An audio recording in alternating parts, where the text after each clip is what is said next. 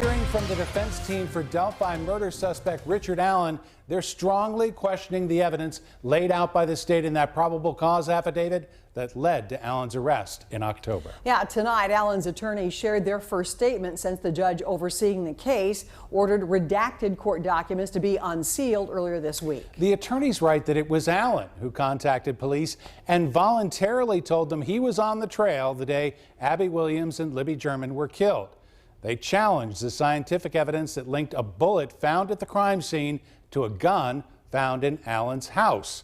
They also point out Allen did not dispose of his gun, his clothes, or his vehicle since the killings, and they say his vehicle does not look like the one described by witnesses that day. Hey, may you remember, Abby and Libby were found dead near the Monon High Bridge in Delphi in 2017, one day after being dropped off for a hike. The probable cause doesn't say how they were killed. The charging document says Allen killed the teens while committing or attempting to commit kidnapping. He was arrested in October and is charged now with 2 counts of felony murder. Allen's lawyers argued for that probable cause to be unsealed. In their statement, they say Allen, quote, has nothing to hide. Tonight, we're going through the court documents and the statement from Allen's team. CBS 4's Eric Graves walks us through the arguments both sides are making. The key piece of evidence revealed in the probable cause was a bullet at the crime scene linked back to a gun owned by Richard Allen. Now his attorneys are saying the process to determine that is anything but science. For the first time since the redacted probable cause behind Richard Allen's arrest has gone public, his defense attorneys share their thoughts. A 3-page statement sent to CBS 4 details their concerns and questions about the document. First, Allen's defense team says he came forward voluntarily about being on the bridge the day Abby Williams and Libby German went missing. They say Allen gave his statement to a conservation officer outside of a Delphi grocery store, saying he saw 3 teenage girls on the trail that day.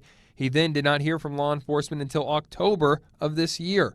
In the probable cause document, police say Allen told an officer he saw the 3 girls and no one else. It also mentions multiple witnesses, including 3 teenage girls, who say they saw 1 adult male on the trail that day.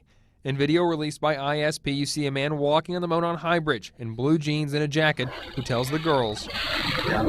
Police believe the man on the bridge is Allen. Allen's wife confirmed to police he owns a blue Carhartt jacket.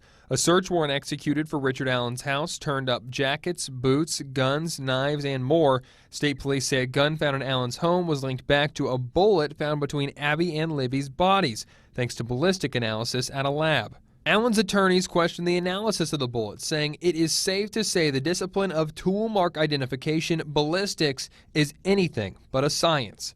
The defense attorneys also say the prosecutors are stretching the facts by saying Richard Allen's Ford Focus matched a car seen by witnesses parked near the trail. The probable cause says multiple witnesses say they saw a car similar to a PT Cruiser, small SUV, or smart car. The defense says those cars are not similar to Allen's Ford Focus. The defense also points out that in the 5 years since first talking to police, Allen did not get rid of his car, gun, clothing, alter his appearance, or move. Just went back to his job at the local CVS. Allen's attorneys say they're confused by the discrepancies between the documents and what Carroll County Prosecutor Nick McLeland has said, pointing out McLeland said in court there is reason to believe there is another suspect, but there is no mention of a potential accomplice in the probable cause. The defense attorneys added they argue for the probable cause document to be unsealed because Richard Allen has nothing to hide. During that November hearing, the prosecutor argued to keep the document sealed. The defense attorneys also said they've already been inundated with tips to help prove Allen is innocent. Reporting in the newsroom, Eric Graves, CBS 4 News. Eric, thank you. Allen's defense team also called out the Carroll County Sheriff's Office, saying that Allen's arrest came just weeks before the election for sheriff. We asked the Sheriff's Office for a response. Sheriff Tobe Lazenby says, in part, I feel a court of law is the proper and impartial setting for this matter to be vetted and not within the dominion of speculation or assumption of a public or social media arena. Also new today, Judge Francis Gall has set a new hearing for next month to decide on motions for a gag order and a change of venue. Yeah, that hearing will take place January 13th. The Carroll County prosecutor Nicholas McClelland is asking for a gag order in the case. It would legally ban Allen, attorneys, law enforcement, family members, and more from talking about the case. Allen's team is requesting a change of venue. They want the trial moved 150 miles away from Carroll County to reduce what they call the likelihood of obtaining a tainted jury pool. They cite extensive media attention and the highly publicized nature of the case. Judge Gull will consider both motions at that hearing January 13th.